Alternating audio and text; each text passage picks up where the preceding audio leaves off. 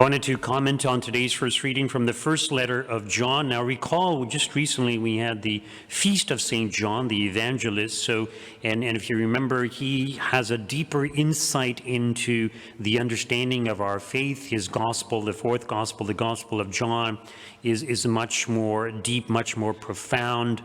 And he has this greater understanding, also indicating that God is love.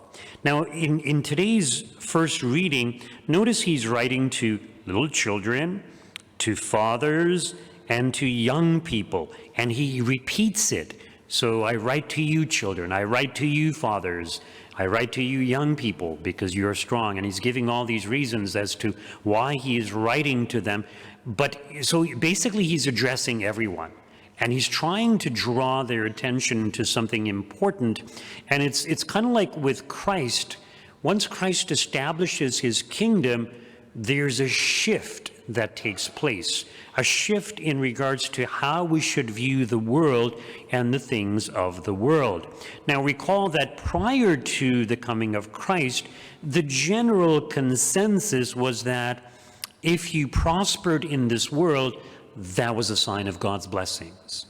If you had difficulties, if you had, ailments or illnesses, or even if you didn't have any children, all of these things would be seen as lacking the blessings of God, or perhaps even as a curse. So it was a very worldly focused kind of view. And not only that, but many of the people were waiting for an earthly kingdom to be established by the Messiah.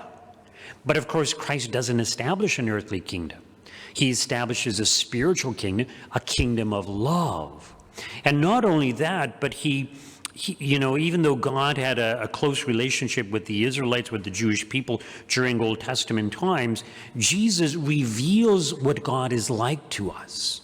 And he tells us to call God Abba, Daddy, Father, also, so that we have this very intimate, very close, familial relationship with God. And he makes it easier for us to be able to approach God because he himself is God incarnate. And so we're able to see him in action. We're able to see God through Christ, through his words, through his actions. And it's easier for us to approach Christ, to think about him, to visualize him, and to have a relationship with him. So there's this shift that takes place. And because of that, St. John, in today's first reading, he goes on to say, do not love the world or the things in the world. The love of the Father is not in those who love the world. For all that is in the world, the desire of the flesh, the desire of the eyes, the pride and riches, comes not from the Father, but from the world. Now, it's important to understand that, he's not saying we can't love or appreciate the things of this world. After all, it's God who created the beautiful things of creation. But what he's saying is that we shouldn't be caught up in these things as a source of our happiness. In other words, we have to have this shift in our understanding that the love of God doesn't mean you're going to prosper in this world. The love of God means that no matter what, you have a good relationship with God. And the kingdom is really fully established in our hearts, but when we enter into heaven, that's where we have the true kingdom. And if we love the things of this world too much, and if that becomes our primary focus, then it could potentially pull us away from the love of God and pursuing heavenly riches. And it's interesting when we think of St. Paul. He was a Jew, and he had grown up as a Jew. He understood Jewish principles, but in his life he suffered tremendously. He was shipwrecked, and he was beaten, he was stoned, and so many things happened to him, but he never doubted God's love for him. In fact, he boasted of these things because he saw these things as a way to be more humble, a way to trust more in God, and to gain heavenly riches, and to allow God to act through him instead of depending upon himself and his own abilities. So embracing the cross, right? So a totally different worldview, a shift in our thinking that suffering doesn't mean that God doesn't love you. In fact, it may actually be a sign of God's favor that God wants you to grow by means of that suffering. So we are called to love the things of heaven and to lay up for ourselves heavenly riches. But if we're too consumed by worldly things, the desire of the flesh, the desire of the eyes, and the pride in riches, then obviously it's going to pull us away from God. Now, we can easily say that, there are some people who, for example, the desires of the flesh, they're into sensual pleasure and sensual gratification, and that's all they care about. The pride in riches, some people who kind of think that they can only be happy by becoming rich, by becoming successful, right? And these are their primary goals, their primary concerns.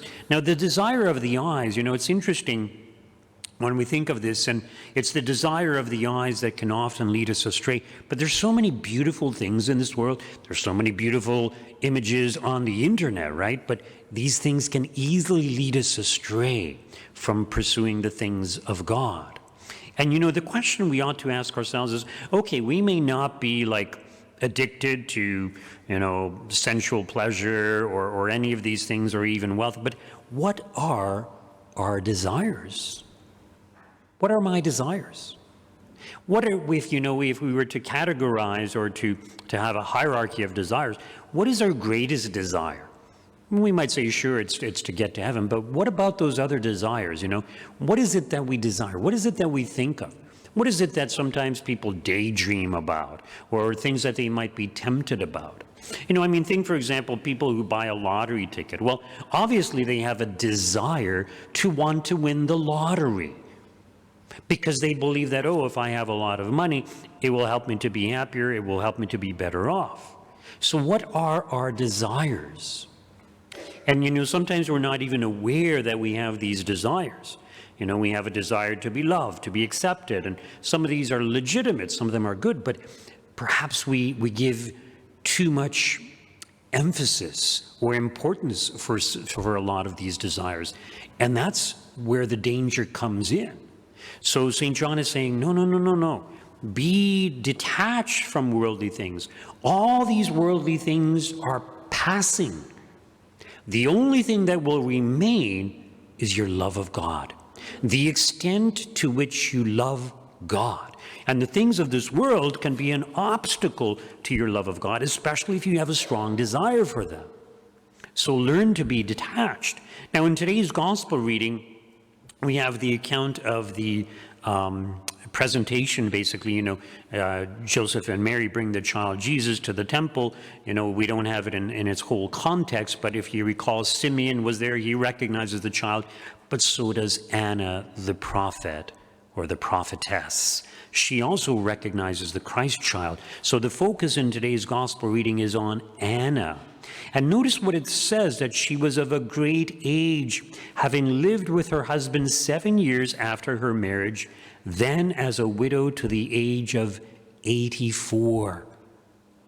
So she probably got married very young. In those days, people got married young.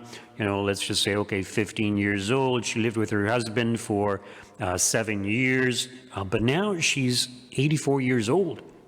So it's kind of like she's been in the temple for 60 years, right?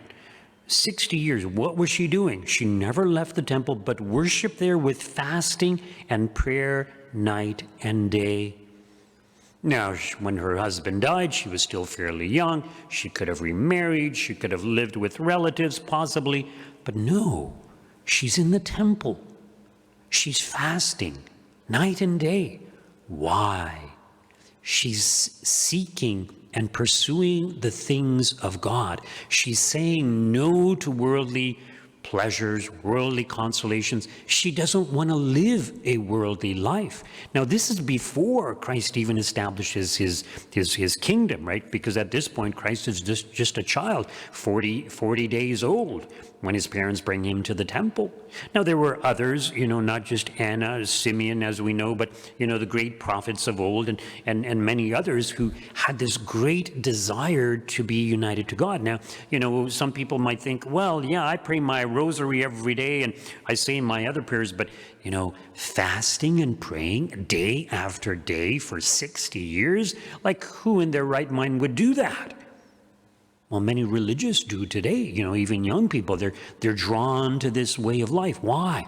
Because they understand and they experience in their lives the presence of God and the consolations, the revelations that God gives them through their life of prayer, through extreme self-denial, such as fasting and prolonged periods of prayer. Now, you and I, we're not called to be like the religious brothers and sisters, the monks and the sisters who pray so often and, practice renunciation of the world. But it's a reminder to us that we need to imitate them to a certain extent in our own lives. And I'm sure that we already do to a certain extent. But the problem is that St. John is addressing is we have some worldly attachments. We have some worldly desires. And it's not that we can't love certain things in the world, but our love of God has to be greater. And that needs to be our primary focus, our primary pursuit. And it's important for us to reflect on, are some of my worldly desires or worldly enjoyments, are they obstacles to my union with God? Are they preventing me from doing more spiritual reading? Are they preventing me from perhaps spending more time in prayer or practicing charity towards my neighbor? So something to consider for ourselves. What are my desires, my worldly desires? And, do I need to do something about them?